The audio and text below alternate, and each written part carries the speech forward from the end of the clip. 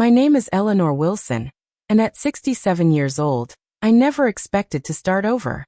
After 4 decades in rural Louisiana, losing my beloved Frank, and raising my adopted son Trevor in our family cabin, I thought I knew what the rest of my life would look like.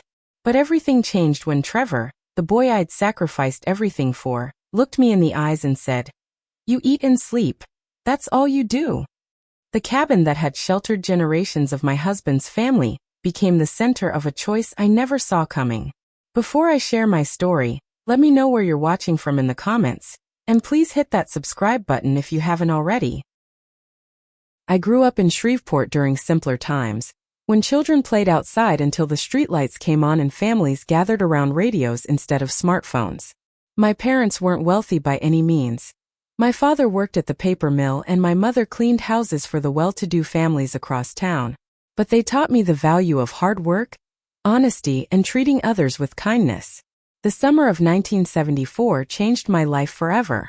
I was working at the local diner when Frank Wilson walked in, ordered a slice of pecan pie, and proceeded to compliment my $1,000,000 smile. He was handsome in that rugged, outdoorsy way, tall with kind blue eyes and calloused hands from working construction.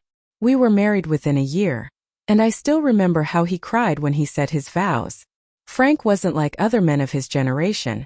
He wore his heart on his sleeve and never thought it made him any less of a man. We tried for years to have children. The doctors couldn't find anything specifically wrong, but month after month brought disappointment. Each pregnancy ended the same way. Early miscarriages that left us heartbroken. After the 4th one, I started to believe motherhood wasn't in God's plan for me. Frank would hold me through the nights I cried myself to sleep, promising we'd have a family one way or another. The cabin became our sanctuary. It sat on 20 acres of beautiful land near a lake, about 30 miles outside of Baton Rouge. Frank's grandfather had built it with his own hands in the 1920s, and it had passed down through the generations. The property wasn't fancy, just a 2-bedroom wooden structure with a large porch and a stone fireplace, but it felt like home the moment I stepped foot in it. Frank's mother had insisted we take it when she moved to Florida after his father passed. "This place has witnessed a century of Wilson family history," she told us. "Every nail, every board has a story." We spent weekends fixing it up, adding modern conveniences while preserving its rustic charm. Frank built bookshelves for my growing collection of novels, and I planted flower gardens around the perimeter. We talked about the children who would one day play in those gardens, though as the years passed, those conversations became less frequent. When Frank died of a sudden heart attack 15 years ago, my world collapsed. He was only 54, too young to leave this earth. I found him in the garden, trowel still in his hand, looking peaceful as if he'd just decided to take a nap under the Louisiana sun. The paramedics said it was quick, that he wouldn't have suffered. That was my only comfort in those dark days that followed. I spent almost 2 years in a fog of grief, barely functioning. Our friends from church brought casseroles and checked on me, but eventually, their visits tapered off as they returned to their busy lives. The cabin felt enormous without Frank's booming laugh filling its rooms. The decision to adopt came after I volunteered at a youth center in Baton Rouge. Seeing those children, many from broken homes or the foster system, awakened something in me. I was 52, considered too old by many adoption agencies, but I was determined. When I met 12-year-old Trevor, something just clicked.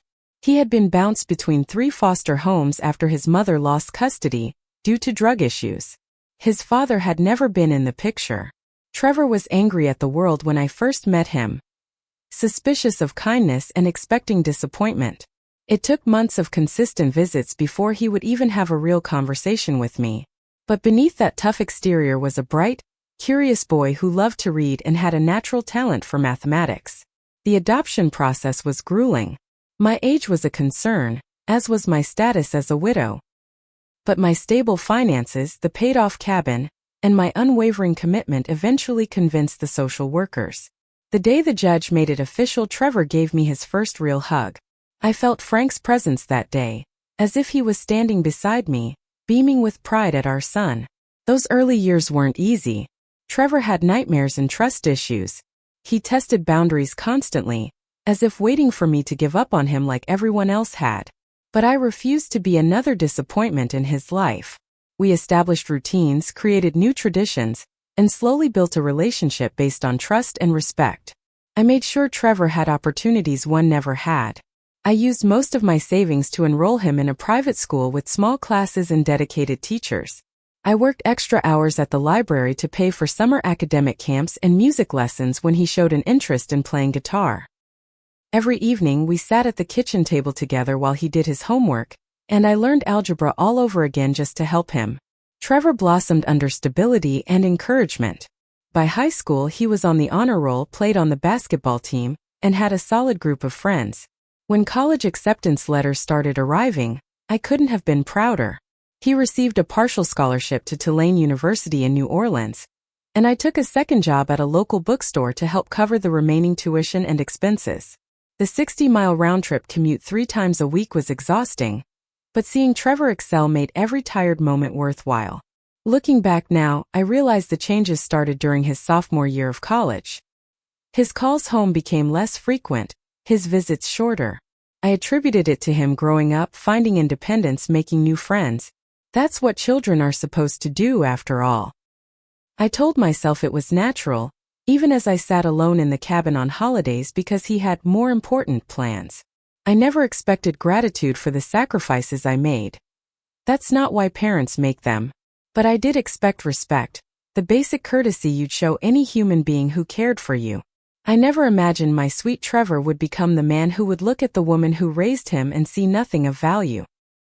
The first real indication that something fundamental had changed in Trevor came after his college graduation. I had made the trip to New Orleans, sitting proudly in the audience as he received his business degree with honors. After the ceremony, I waited where we had agreed to meet, watching as other graduates hugged their families, took photos, celebrated together. Trevor appeared an hour later with a group of friends I'd never met. He introduced me quickly, barely making eye contact, before announcing they were all heading to a restaurant for lunch. I hadn't been included in these plans. "You don't mind, right?" he asked, though his tone made clear it wasn't really a question. "We've been planning this for weeks. I'll call you tomorrow before you head back." I drove back to the cabin alone that evening, my car filled with the graduation gifts he hadn't had time to open. The call the next day never came. 2 weeks later, Trevor informed me he'd accepted a position at a financial firm in New York City. I learned this via text message, not even a phone call.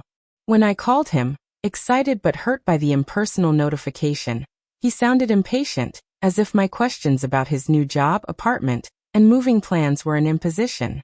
"It's a really big opportunity, Mom," he said. "Starting salary is 6 figures. I'll be working with some of the top financial minds in the country. I'm so proud of you," I told him, meaning every word despite my pain. "When will you come home to pack your things before the move?" "Actually, I'm just going to buy new stuff in New York. Nothing I have is really suitable for my new life. Besides, I don't have time to drive all the way out to the middle of nowhere right now." The middle of nowhere was the home where he'd found stability, love, and the support that had helped him achieve his current success. I bit my tongue, not wanting to start an argument, but the dismissal stung. After he moved to New York, our communication dwindled to occasional texts and monthly calls that rarely lasted more than 5 minutes. His voice changed. He developed an affected accent that sounded nothing like his Louisiana roots, and peppered his speech with financial jargon and references to exclusive restaurants and clubs I'd never heard of. I tried to maintain our connection by sending care packages, homemade cookies, photos from home, articles I thought might interest him. Most went unacknowledged. When I asked if he received them, he'd say, "Oh yeah, thanks for that," before changing the subject. My 65th birthday fell on a Saturday, and Trevor had promised to visit, his first trip home in nearly 2 years. I spent days preparing, cleaning the cabin from top to bottom, planning his favorite meals, even buying new sheets for his old bedroom. The morning of my birthday, I received a text. "Can't make it after all. Got invited to the Hamptons with some colleagues. Career networking opportunity one can't pass up. Happy birthday, we'll call soon. Noe palegi." No offer to reschedule. My neighbors Barbara and Walter Johnson found me sitting on the porch that evening, still dressed in my nice outfit, staring at the uneaten birthday cake. They insisted I come over for dinner, but even their kindness couldn't ease the hollow feeling in my chest. My health began to decline around this time. Years of physical labor had taken their toll, and arthritis made simple tasks increasingly painful. A minor heart scare sent me to the hospital overnight. When I called Trevor from my hospital bed, he answered while at a noisy bar, barely able to hear me. "Can I call you back tomorrow? I'm kind of in the middle of something," he said when I explained where I was calling from. The callback never came. When I mentioned the hospital stay a week later, he brushed it off. "You're fine now though, right? You've always been tough." During one of his rare visits home, Trevor couldn't hide his disdain for what he now called my quaint lifestyle. He complained about the spotty cell service, the lack of good coffee, the slow pace of everything. "Don't you want more than this, Mom?" he asked, gesturing around the cabin. "You could sell this place, move somewhere with actual civilization. Get internet that works. Maybe meet people. I have friends here," I said, hurt by his assumption that my life was empty. "The Johnsons next door, my book club, my church community." Trevor rolled his eyes. "Book clubs and church socials. Thrilling. This is my home," I reminded him. "Your home too." "This hasn't been my home for a long time," he replied, focusing on his phone as it dinged with another notification. The comments continued throughout his brief stay. He criticized my clothes. "Do you own anything that wasn't made in the last century?" My cooking. "Have you ever heard of quinoa?" Even my television viewing habits. "Reality shows rot your brain, Mom." Walter Johnson noticed the change in Trevor immediately. He'd helped teach Trevor to fish when he first came to live with me, spending countless patient hours at the lake with the angry young boy. "What happened to that kid?" Walter asked after running into Trevor in town. "Barely acknowledged me, acting like he's too important for small talk. Like he's embarrassed to be seen with regular folks." His wife Barbara was equally concerned. "Eleanor, the way he speaks to you isn't right," she told me after overhearing Trevor's sharp tone when I asked about his work. "You deserve better than that." I defended him, of course. "He's just adjusting to his new life. It's a different world in New York." "A different world doesn't mean forgetting your manners or where you came from," Barbara replied, squeezing my hand. With each brief, unsatisfying interaction, I felt Trevor slipping further away. The boy who had once found safety in my home now seemed to view that same home, and by extension, me, as an embarrassment, a reminder of a past he was determined to outgrow. I told myself things would improve with time, that once he settled into his career and felt secure in his new identity, he would remember the values I'd taught him, that he would remember how to be kind. I was wrong. When Trevor called in early November to say he would be coming for Thanksgiving and bringing his girlfriend Rachel, I was overjoyed. Perhaps having someone important to him visit would help bridge the growing gap between us. I spent weeks preparing, wanting everything to be perfect. I deep-cleaned every corner of the cabin, even hiring local handyman Jim Dawson to fix the creaky steps on the porch and repaint the shutters. I ordered a new mattress for Trevor's old room and splurged on expensive sheets, the kind with the high thread count he once mentioned preferring. I researched current design trends and bought a few modern touches for the living room, hoping to make the cabin feel less old-fashioned in his eyes. The menu planning was extensive. Alongside traditional favorites, Frank's mother's cornbread stuffing recipe, sweet potato casserole, homemade cranberry sauce, I added dishes I thought might impress Rachel. I found a recipe for roasted Brussels sprouts with balsamic glaze in a gourmet magazine and practiced making it twice to get it right. I even ordered a special wine recommended by the local shop owner as being sophisticated. When they finally arrived Wednesday evening, I barely recognized my son. Trevor had always been slim, but now he looked almost gaunt, with dark circles under his eyes. His casual clothes probably cost more than my entire wardrobe, and his previously warm smile had been replaced by a tight, professional one that didn't reach his eyes.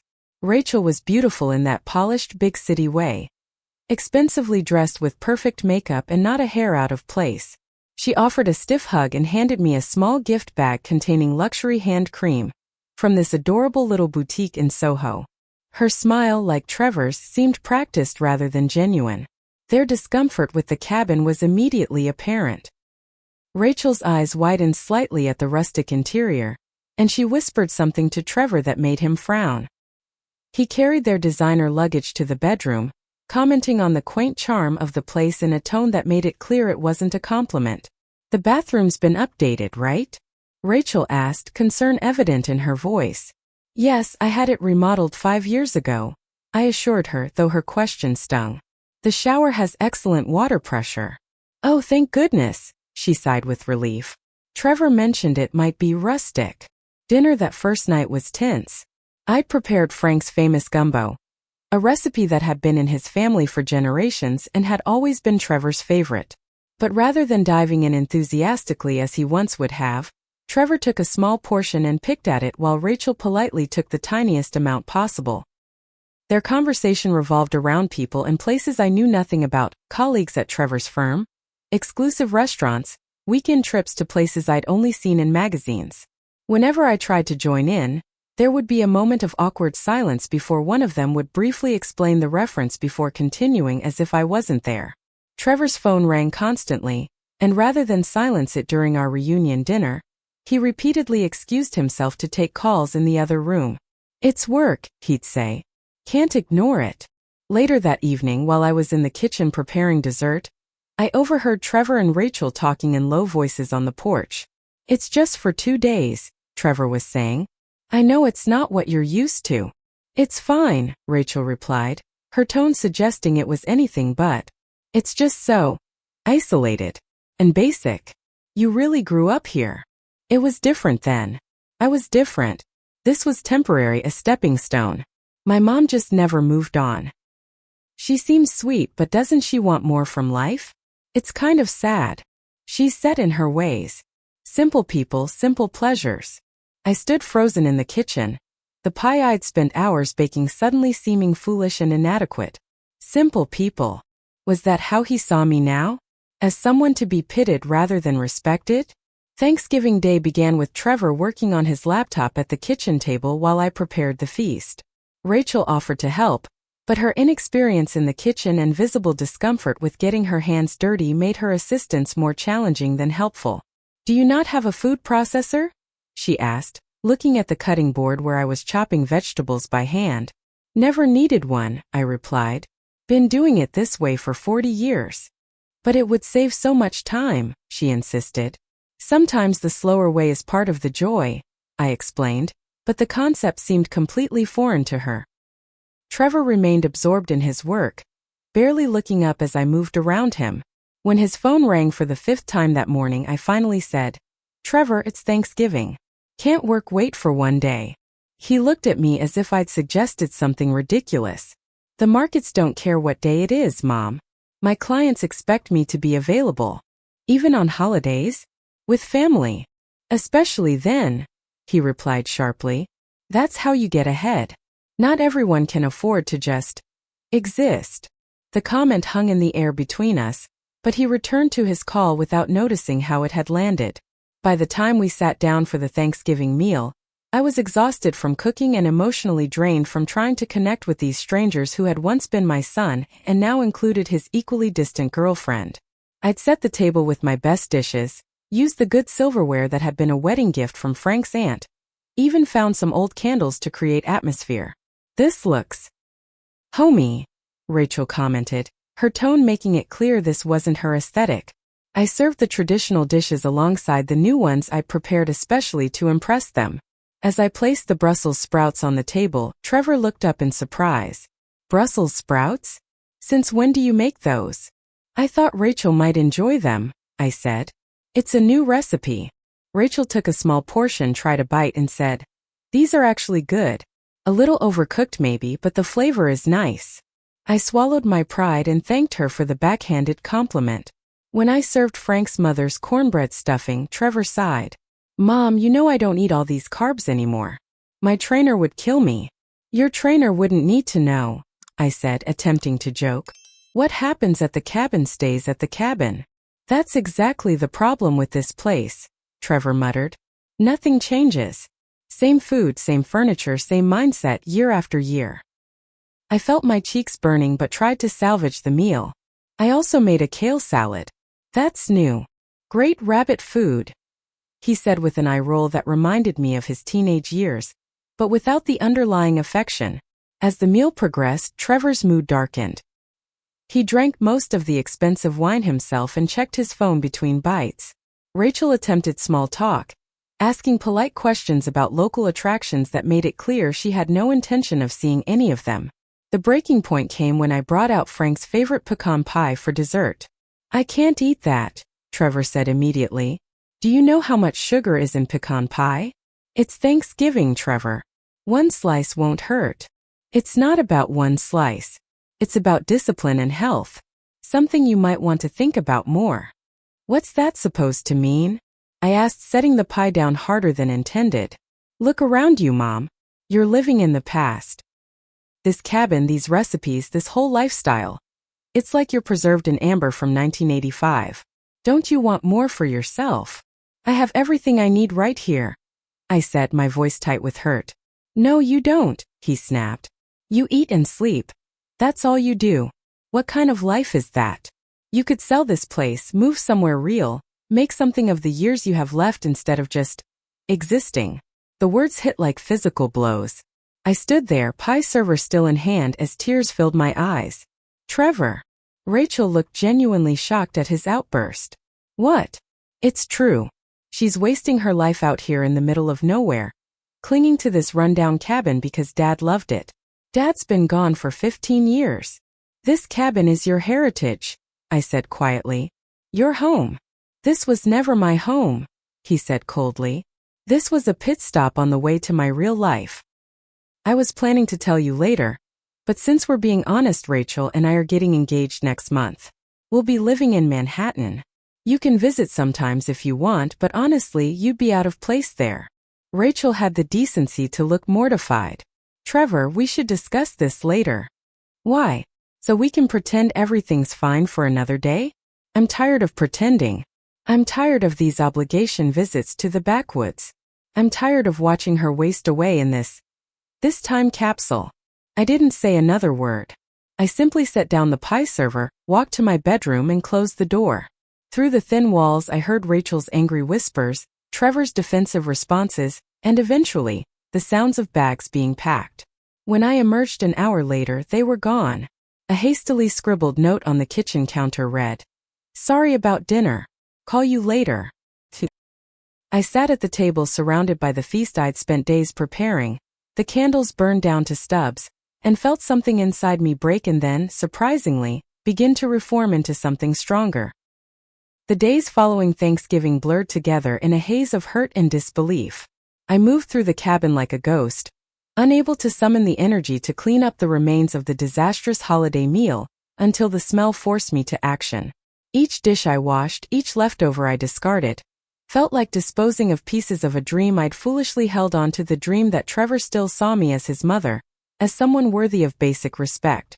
The phrase, "you eat and sleep, that's all you do," echoed in my mind during sleepless nights. I replayed our years together, questioning every decision, every sacrifice. Had I somehow failed him? Had my love not been enough, or had it been too much? The second job I'd taken to help with his college tuition had left me perpetually exhausted, my knees aching from hours of standing at the bookstore. The retirement savings I'd dipped into for his school trips, his first car, his apartment deposit when he moved to New York, none of that had been eating and sleeping. Barbara Johnson came by the day after Thanksgiving with leftover turkey sandwiches and concern in her eyes.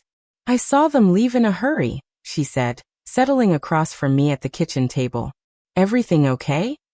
I couldn't bring myself to repeat Trevor's words, so I simply shook my head. "You know, Eleanor, I've watched that boy grow from an angry teenager into a successful man. And while I'm proud of what he's accomplished, I'm not sure I like who he's becoming." Her frankness was oddly comforting. Barbara had never been one to sugarcoat things. "He thinks I'm wasting my life here," I finally admitted. "That I'm just existing." Barbara's eyes flashed with anger.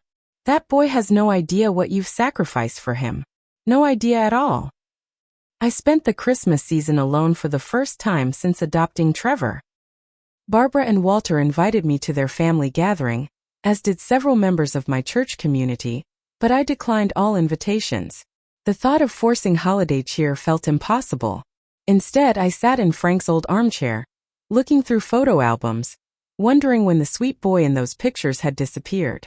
I called Trevor on Christmas morning, but the call went to voicemail. I left a message wishing him Merry Christmas, telling him I loved him, making no mention of Thanksgiving. He texted back hours later.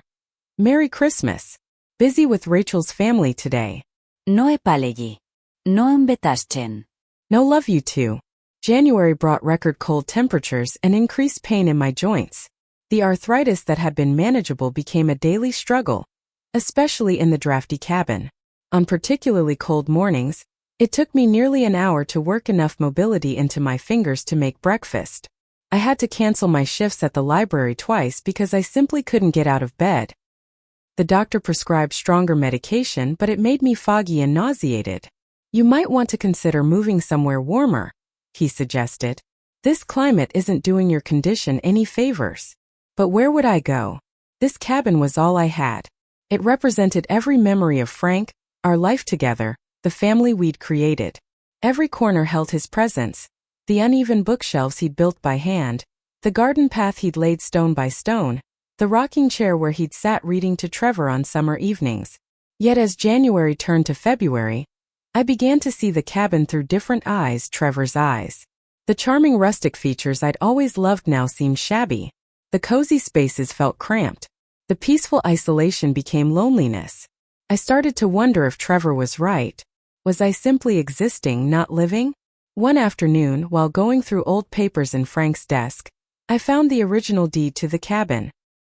Frank's grandfather had purchased these 20 acres for just $800 in 1922.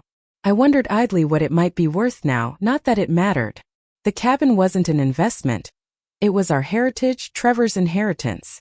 The inheritance he had made clear he didn't want. I remembered his words about selling the place, moving somewhere real. The idea had seemed unthinkable in November, but now, in the cold reality of February, with my arthritis flaring and my heart heavy with rejection, I allowed myself to consider it. Not because Trevor wanted me to, but because I needed to evaluate what was best for my remaining years. My contemplation was interrupted by a text message from Trevor. Need the spare keys to the cabin. Some friends and I want to use it for a weekend retreat next month. Good fishing spot. No hello. No, how are you? Just a demand for keys to a home he'd dismissed as worthless. Curious, I opened Instagram on my rarely used smartphone and searched for Trevor's account. He rarely accepted my friend requests on social media, claiming he kept his accounts private for professional reasons, but his profile was public now, likely to increase his industry visibility. I scrolled through perfectly curated images of Manhattan restaurants, designer clothes, and sleek office views. Then I found a post from Thanksgiving, a photo of Trevor and Rachel, dressed impeccably, at what appeared to be a high-end restaurant in Baton Rouge. The caption read, "Survived the obligatory rural Louisiana visit.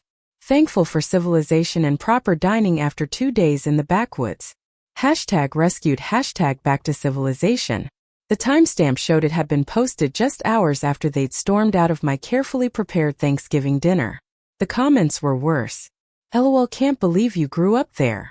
Rustic equals no Wi-Fi and indoor plumbing? Your poor girlfriend. First and last visit to the swamp. Trevor had responded.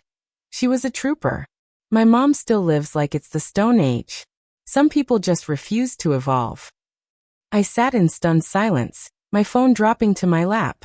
The casual cruelty, the public mockery of not just my home but me personally, it was beyond hurtful. It was deliberate humiliation. I didn't respond to his text about the keys. That night, unable to sleep, I stood at the kitchen window looking out at the moonlit property. This land had been in Frank's family for generations. He had loved it fiercely, had intended it to remain in the family for generations to come. But the next generation wanted nothing to do with it, except when it could serve as a convenient fishing spot or a punchline for social media. As dawn broke over the pines, I made my decision. Frank was gone. The son we'd raised together was gone too, replaced by someone who saw me as nothing but an embarrassment, an obligation. The cabin, for all its memories, was just a structure of wood and stone. Holding on to it wouldn't bring either of them back. It was time to think about myself. Not as Trevor's mother or Frank's widow, but as Eleanor Wilson, a woman with perhaps 15 or 20 years of life remaining. Years that could be spent in pain, isolation, and increasing bitterness, or years that could offer new possibilities. Trevor had been cruel, but perhaps there was a grain of truth buried in that cruelty. Perhaps I had been merely existing rather than living. Perhaps it was time to find out what else life might hold for me. With surprising steadiness, I picked up my phone and composed a text to Trevor. Won't be able to let you use the cabin next month. Making some changes. We'll keep you updated. Then I called Samuel Peterson, our family lawyer since Frank's days, and made an appointment for the following week. Samuel Peterson's law office hadn't changed in 20 years. Same wood-paneled walls, same leather chairs with brass studs, same framed diplomas and fishing photographs.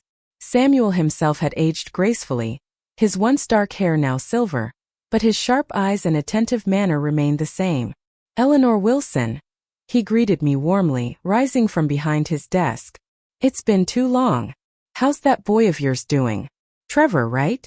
Must be all grown up now. He's 32, I confirmed, settling into the chair across from him. Working in finance in New York. Wonderful. Frank would be proud. I didn't correct him. Instead, I got straight to the point. Samuel, I need to know where I stand legally with the cabin. His eyebrows rose slightly. The cabin? What about it? Who owns it exactly? Frank and I never discussed what would happen to it after he was gone. Samuel pulled a file from his cabinet. An actual paper file, not a digital one. Some things in small-town Louisiana still operated the old way. Let's see here. Frank had the deed transferred to both your names when you married. After his passing, full ownership reverted to you. It's yours free and clear. No mortgage, just annual property taxes. And Trevor? Does he have any legal claim to it? Samuel looked at me curiously. Not unless you've added his name to the deed or specified it in your will. Have you? No, I admitted. Frank and I always assumed Trevor would inherit it eventually, but we never formalized anything. Then it's entirely yours to do with as you please. Samuel leaned forward, concern evident in his expression. Eleanor, is everything all right? You've never asked about this before. I hesitated, reluctant to air family troubles, but Samuel had been Frank's friend as well as our lawyer. I'm considering selling the cabin. The surprise on his face confirmed how unexpected this decision was. Everyone who knew me understood what that cabin meant to me. That's quite a change of heart. May I ask why?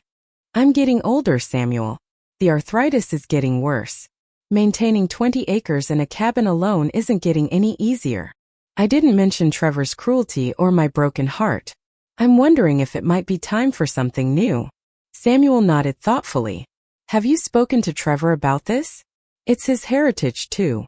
A bitter laugh almost escaped me, but I suppressed it. Trevor has made it clear he has no interest in rural Louisiana. He has his life in New York now. I see. Samuel's tone suggested he understood more than I was saying. Well, if you're serious about exploring this option, you should know that property values in that area have increased significantly in recent years. The lakefront location alone makes it valuable, and there's been interest from developers looking to build vacation properties along that stretch. Developers? This was news to me. Like resorts. Luxury cabins mainly. Weekend getaways for wealthy folks from Baton Rouge and New Orleans. Your 20 acres with lake access would be extremely attractive to them. I sat back, processing this information. I'd had no idea the land might be valuable beyond its sentimental worth. How valuable are we talking about? Samuel named a figure that made me gasp. That's just an estimate, of course. You'd need a proper appraisal. But the last comparable property in that area sold for around that amount 6 months ago. I left Samuel's office with a referral to a real estate appraiser and a head spinning with possibilities. The figure he'd mentioned, over $1 million, seemed impossible. That kind of money would mean freedom. Freedom from financial worry.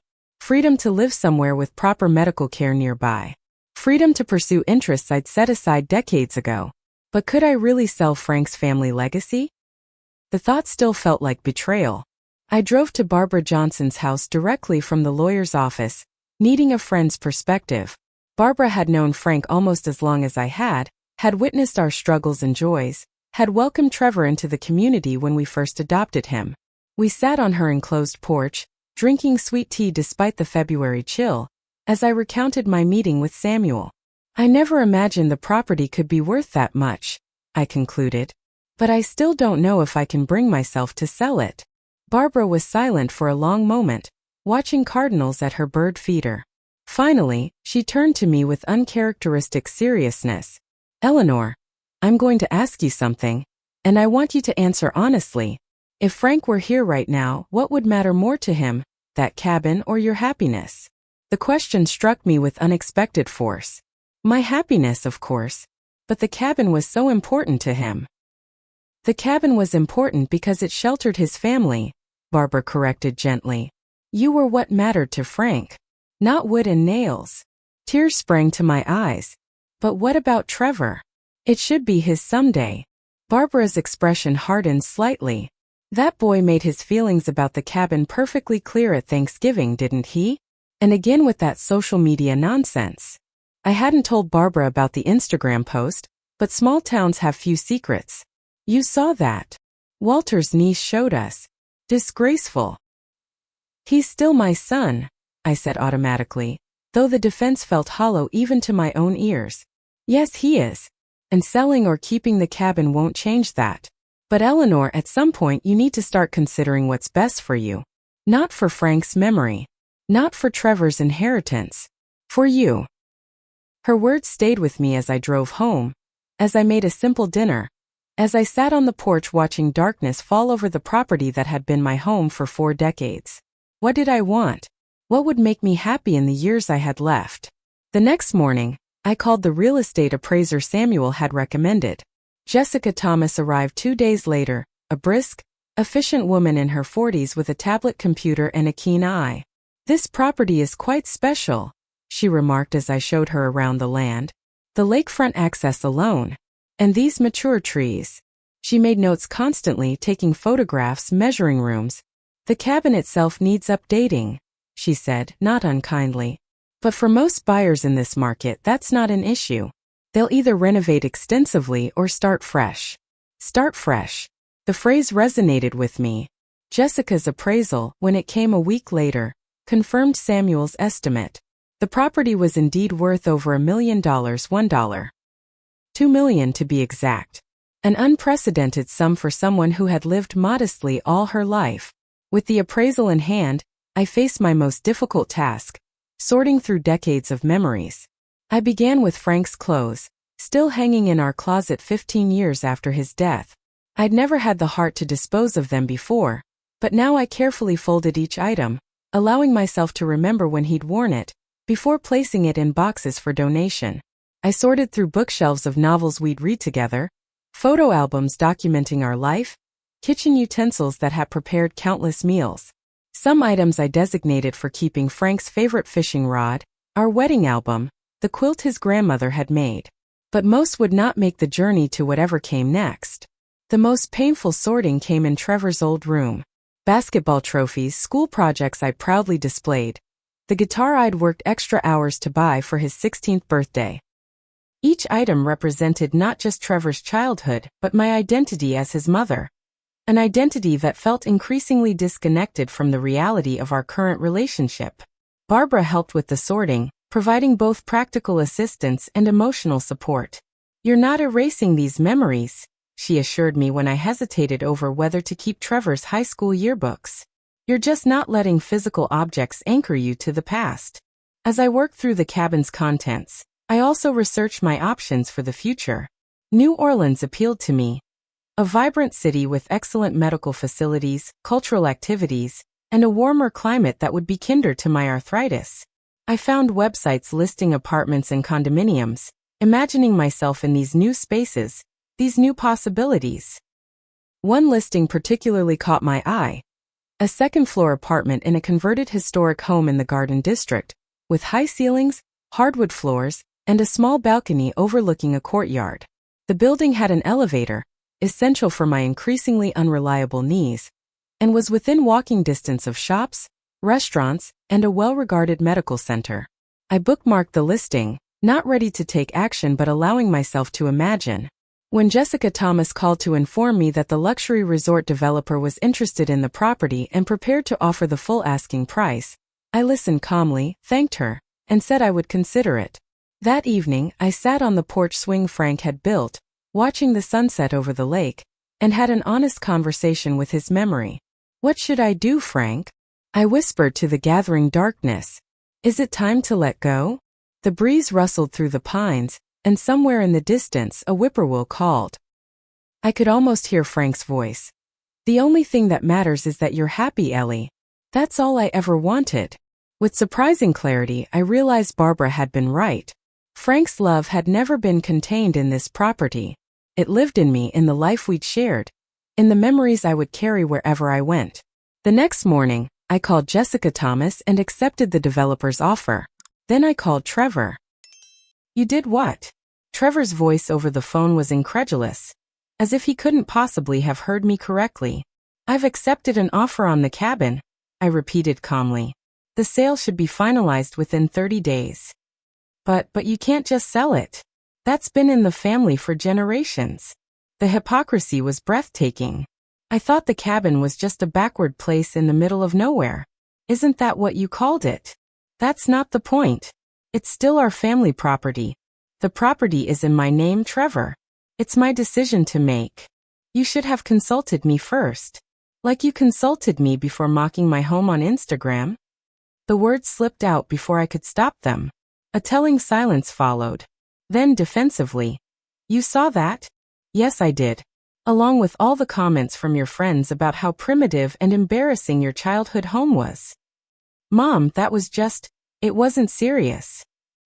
"It seemed serious enough when you said I refused to evolve, when you told everyone I live like it's the Stone Age." My voice remained steady, surprising even me.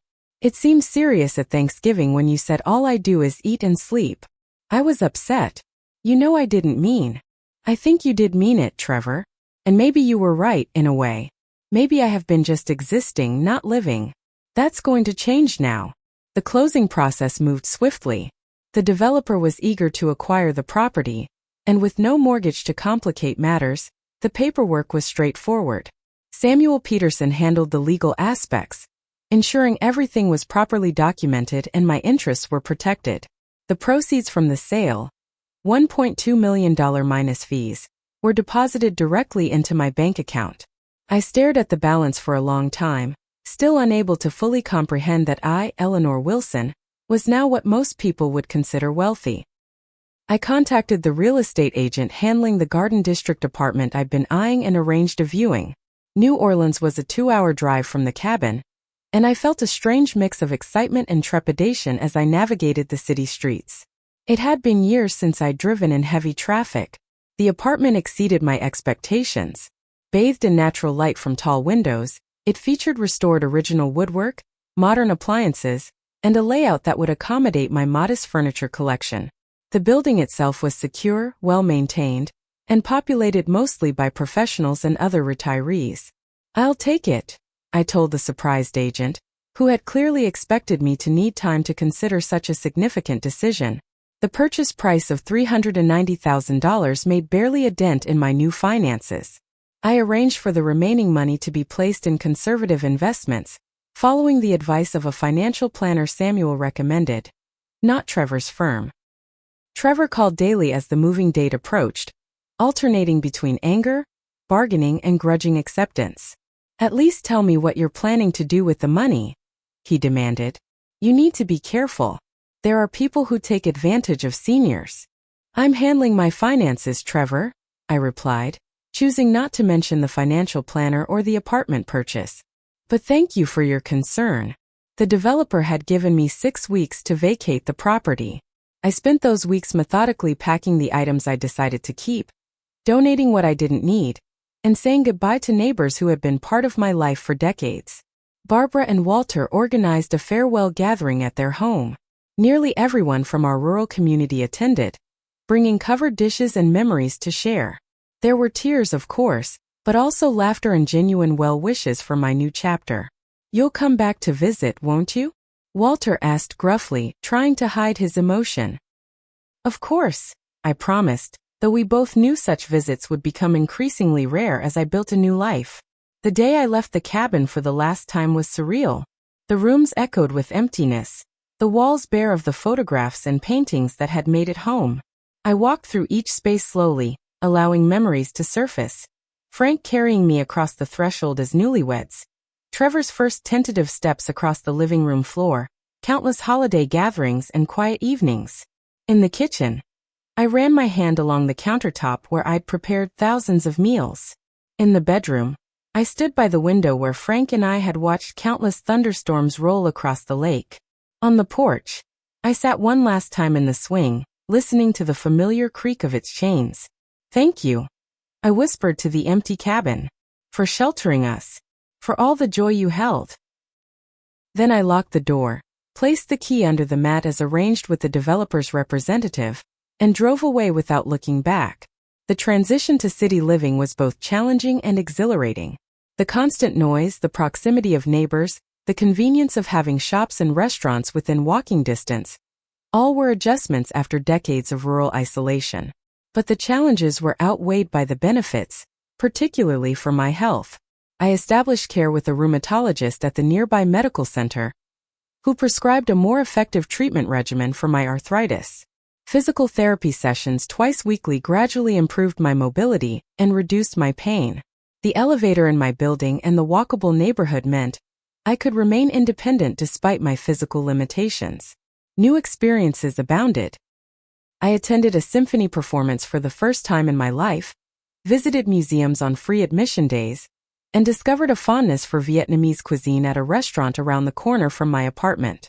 I joined a book club at the local library and a senior yoga class at a community center. One unexpected pleasure was the local farmers market, held every Saturday in a nearby park. Walking among the stalls of fresh produce, homemade bread and local crafts, I was reminded of the simple joys I'd always valued while discovering new ones. It was at the farmers market, about 2 months after my move, that I noticed a small storefront for rent on the edge of the park. A former bakery, according to the sign in the window. I found myself stopping to peer inside each Saturday, imagining possibilities. I'd always loved baking. Frank had often joked that my pies could bring world peace if given the chance. Baking had been a source of comfort throughout my life, a creative outlet and a way to share love. In the cabin, I'd baked for neighbors, for church functions, for Trevor's school events. The idea formed slowly, almost without conscious thought. What if I opened a small bakery? Nothing elaborate. Just pies, cookies, and simple cakes like the ones I'd been making all my life. The kind of baking that brought comfort and nostalgia. The thought should have been terrifying. A woman in her late 60s with no business experience opening a bakery. But instead, it filled me with unexpected excitement. I had the financial resources now. I had the time. And most importantly, I had nothing to lose. I contacted the number on the rental sign and arranged to view the space. It was small but charming with good natural light, basic equipment still in place from the previous tenant, and an ideal location near the weekend market crowd. The rental agent seemed dubious about my interest, but provided the information for the property management company. Before I could second-guess myself, I signed a 1-year lease and began the process of establishing Eleanor's Homemade, a name that felt both personal and straightforward. The learning curve was steep. Business licenses, health department requirements, supplier arrangements, pricing strategies. Each aspect presented new challenges. But I approached them methodically, researching online, asking questions, and occasionally consulting with a retired business professor who frequented my book club. By the time Eleanor's Homemade opened its doors 3 months later, I had transformed from Frank's widow and Trevor's mother into a small business owner. The simple sign above the door, the display cases filled with my creations, the cozy seating area with mismatched vintage chairs. All of it was mine, a manifestation of possibilities I hadn't imagined a year earlier. The first day brought curious locals, farmers market regulars, and a few tourists. By the end of the week, I had repeat customers. By the end of the month, I had hired a part-time assistant, a culinary student named Jasmine who brought youthful energy and social media savvy to complement my traditional baking skills. Through all of this transformation, Trevor remained notably absent. He had called once after my move to New Orleans, asking for my new address in a tense conversation that ended with his promise to visit when things at work calmed down. That visit never materialized. Then one Saturday morning, as I was arranging a fresh batch of pecan pies in the display case, the bell above the shop door jingled. I looked up to see Trevor standing in the entrance, his expression a mixture of shock and confusion. "Mom." He looked around the bakery, taking in the cheerful space, the customers at the tables, the display cases filled with baked goods. "What is this?" "This is my bakery," I said simply. "Eleanor's homemade. Would you like some coffee? The cinnamon rolls just came out of the oven." He followed me to a corner table in a daze. "How? When did this happen?" "I opened 3 months ago." "But you're not a business owner. You're..." He trailed off, seemingly unable to reconcile the woman before him with the mother he thought he knew. "I'm many things, Trevor," I said, placing a cinnamon roll and coffee before him. "More than you realized, apparently." As he sat there, struggling to align this new reality with his preconceptions, I felt no anger, no desire to prove him wrong or punish him for his past cruelty. I simply felt free. Free to be Eleanor Wilson, not defined by my relationships to others but by my own choices and actions. "The cabin," he finally said. "You sold it to open this place?" "I sold it to start a new chapter. The bakery is part of that chapter, yes. I drove out there last week. Saw the construction. They're building some kind of resort." His voice held accusation. "Our family home." "Yes," I acknowledged. "Things change, Trevor. People change." He looked at me then, really looked at me perhaps for the first time in years, and I saw the moment recognition dawned, the understanding that the mother he had dismissed as merely eating and sleeping had created an entirely new life without him. Whether that recognition would lead to reconciliation remained to be seen. But as he sat in my bakery, in my new world, I knew the power dynamic between us had fundamentally shifted. Whatever came next would be on different terms, terms that included respect for the woman I had become. 6 months after opening Eleanor's Homemade, I celebrated my 68th birthday in my apartment, surrounded by new friends and a few old ones who had made the drive from Louisiana. Barbara and Walter Johnson were there, of course, marveling at my transformed life. Jasmine, my bakery assistant who had become something of a surrogate granddaughter, brought a cake she'd created especially for the occasion. Richard and Doris Taylor, a couple from my building who regularly attended the same symphony series I'd come to enjoy, brought champagne. Noticeably absent was Trevor, though he had sent a gift. An expensive stand mixer delivered without a personal visit or even a handwritten note. The card simply read, "Happy birthday, Trevor and Rachel." It was more acknowledgement than I'd received the previous year, but still highlighted the distance between us.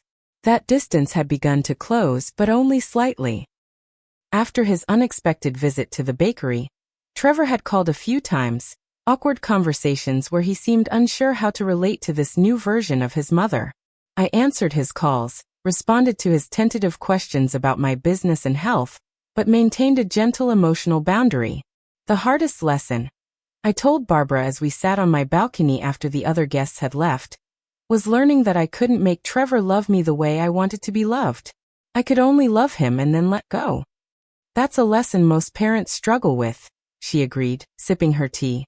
"But most don't have it thrown in their face quite so directly."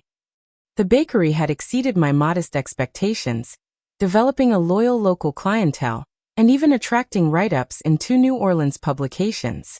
I'd expanded from 3 days a week to 5, added savory items to the menu, and hired a second part-time employee. The work was physically demanding, but the joy it brought, seeing customers' faces light up at the first bite of a handmade pastry, teaching Jasmine family recipes, experimenting with new flavors, made the effort worthwhile. My health had improved dramatically with proper medical care and the warmer, less physically demanding living situation. The rheumatologist had found a medication regimen that managed my arthritis pain without the foggy side effects, and regular physical therapy had increased my strength and flexibility. I still had difficult days, but they were fewer and farther between. Perhaps most surprisingly, I'd begun dating. Cautiously, casually, but with genuine openness to connection. Richard Taylor's brother Michael, a widower who had moved to New Orleans after retiring from teaching, had become a regular companion for concerts and museum visits. Our relationship was companionable rather than passionate, but it added a dimension to my life I hadn't experienced since Frank's death. Frank would approve, you know, Barbara told me when I mentioned Michael's latest dinner invitation. He never would have wanted you to be alone forever. I know, I agreed. It took me a long time to understand that loving Frank's memory didn't mean freezing my life at the moment he left it. That understanding extended to my relationship with Trevor as well. Loving him didn't mean accepting disrespect or cruelty. It didn't mean subordinating my needs and dreams to his approval. True love, for others and for oneself, required boundaries and respect. Trevor and Rachel did eventually visit, arriving on a Sunday when the bakery was closed. I showed them around the shop, then took them to lunch at my favorite Vietnamese restaurant. The conversation was stilted at first, with Trevor clearly struggling to reconcile his image of his simple, backward mother with the woman who now owned a successful business and navigated city life with confidence. The condo market in this neighborhood is really hot right now, he commented, slipping into financial advisor mode. You should consider buying investment property while prices are still reasonable. I've made some investments, I replied. My financial planner has been very helpful. Financial planner? His eyebrows rose. Which firm? Greenwood Associates. Not Trevor's firm, a fact that clearly registered with him.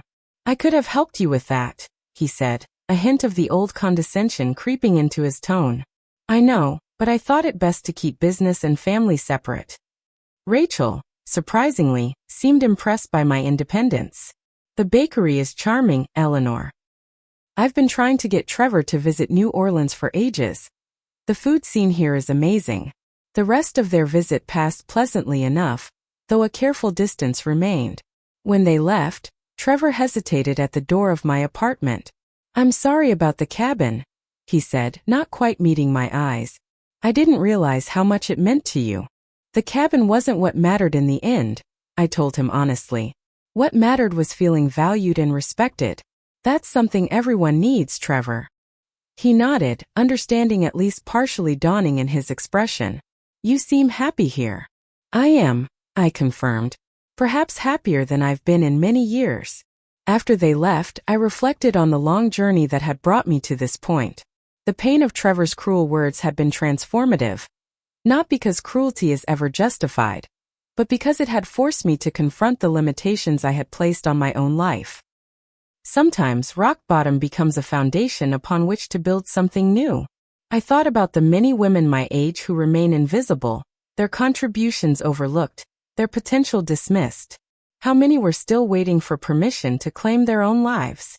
How many were hearing some version of "you eat and sleep. That's all you do." From family members, from society, from their own internal voices. This reflection led to one of my proudest actions. The establishment of the New Start Foundation, funded with a portion of the cabin sale proceeds.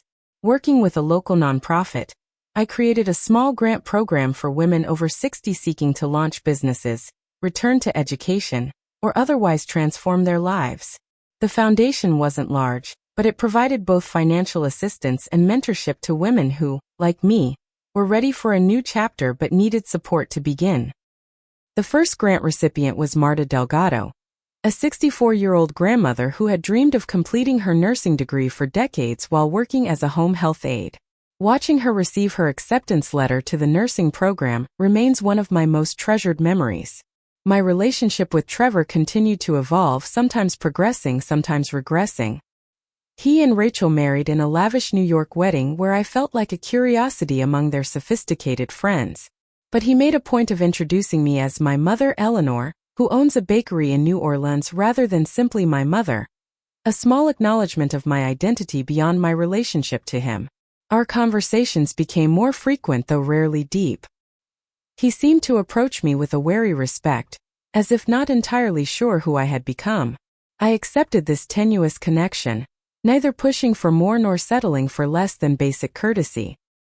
On the anniversary of my departure from the cabin, I returned to visit the property. The developer had constructed a tasteful resort of luxury cabins arranged to maximize privacy and lake views. The original cabin was gone, replaced by a clubhouse with a restaurant and boat rentals. Standing on the shore where Frank and I had spent countless evenings watching sunsets, I felt a momentary pang of loss, but no regret. Barbara and Walter met me for lunch afterward, eager to hear about my life in the city. "You look 10 years younger," Walter declared with his characteristic bluntness. "City living agrees with you." "It's not the city," Barbara corrected him. "It's the living. Really living." That evening, back in my New Orleans apartment, I sat on my balcony watching the sky change colors over the city. In the distance, a jazz band played somewhere, the notes floating on the warm spring air. Inside, fresh flowers adorned the table, a gift from Michael, who was taking me to a gallery opening the following evening. The journey from that devastating Thanksgiving to this peaceful evening had been neither straight nor easy. There had been moments of doubt, of grief, of fear. But step by step, choice by choice, I had created a life that reflected not who others expected me to be, but who I truly was. I thought of all the women watching this video, perhaps recognizing elements of their own stories in mine. Women who had been told they were merely existing, women whose contributions had been dismissed, women afraid to claim their own happiness. To them I would say, it is never too late to begin again. Your worth is not determined by others' perception. The most important relationship you will ever have is the one with yourself. And sometimes the greatest act of love is setting yourself free. The cabin that had sheltered me through 40 years of life remained in my heart, not as a structure of wood and stone, but as a chapter in my story. Frank remained in my heart, not as a ghost to whom I owed eternal devotion, but as the man who had loved me enough to want my happiness above all else. And Trevor remained in my heart, not as the cruel young man who had wounded me so deeply, but as a complex human being still finding his own way. The difference was that now my heart had room for so much more new friendships, new experiences, new purpose, and most importantly, newfound love and respect for myself. As I close this story, I want to ask you, is there some area of your life where you're simply existing rather than truly living? What small step might you take today toward creating the life you deserve? Please share your thoughts in the comments below. And if this story touched you in any way, consider subscribing and sharing it with someone who might need to hear it. Remember, it's never too late to write a new chapter. Thank you for listening to my journey, and may you find the courage to embrace your own.